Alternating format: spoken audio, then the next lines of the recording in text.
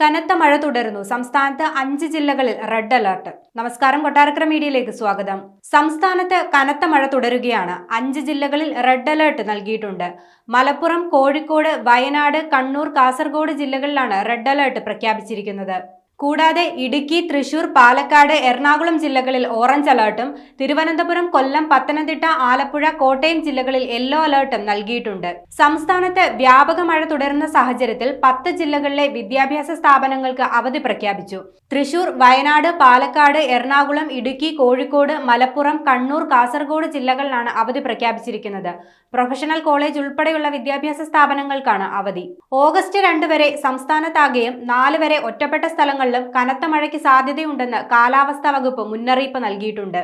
അതേസമയം വയനാട് മേപ്പാടി മുണ്ടക്കയിൽ വൻ ഉരുൾപൊട്ടലുണ്ടായി. 21 പേരുടെ മരണമാണ് ഇതുവരെ ദുരന്തഭൂമിയിൽ നിന്ന് റിപ്പോർട്ട് ചെയ്തിട്ടുള്ളത്.